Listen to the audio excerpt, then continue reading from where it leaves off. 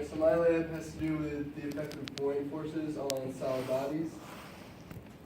And what a buoyant force is, the force is exerted by a fluid on a body that's submerged in it, and it is equal to the volume of fluid that is displaced, the weight of that fluid. So more dense fluids, that volume is taken up is going to weigh more, so the force is going to be greater.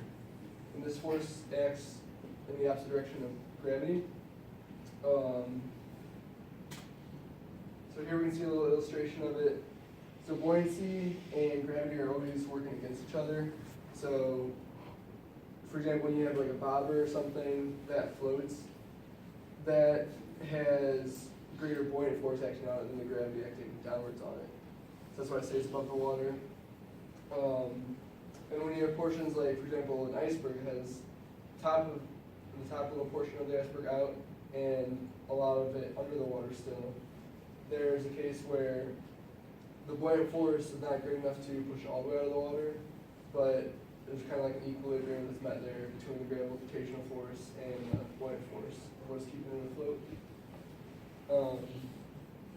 So that's another case in which some people think that maybe when a solid totally sinks, there's more dense in water and goes all the way to the bottom, that there might not be any forces acting on it, but there's still buoyant forces acting even on those dense bodies.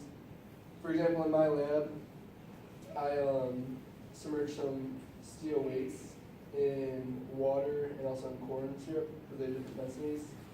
And yes, it would sink in both of those, but while measuring them on a scale, I could tell the difference in the weight when they were just hanging in air from compared to that to submersion in water and submersion in corn syrup.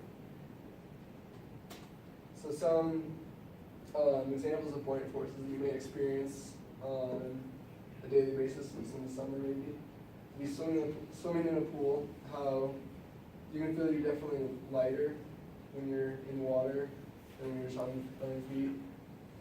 That's because the buoyant force is acting up on you, actually making you lighter in the water.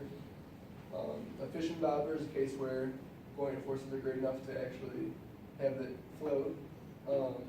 Bubbles rising in liquid because that pocket of air has a buoyant force acting up on it, pushing it up. And also a helium balloon rising in air because gases also exert buoyant forces, but we normally don't experience them as often, very noticeably, because the density of air is so low.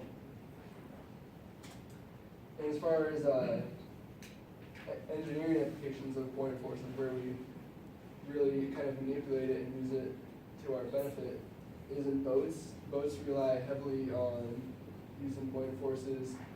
Because if you think about it, a lot of like very big boats, you will use steel or other materials that are a lot more dense than water, but obviously they don't sink. That's because although the shell of the boat is built in steel, it has a lot of the area that's underwater is still displaced by just air pockets, just what's inside the ship. And the water, or the buoyant force is acting on the entire volume that's displaced. So if that the weight of the water that would be filling up the space, if it's greater than the ship, then it would still be keeping it afloat. So that's what buoyant forces are. This is it. I have a question. Did you find out the buoyant force about what happened in Titanic? Well, that's because they got a puncture. So then the water would have filled up that space where the air was, and then there was nothing else holding up to the air, then all escaped.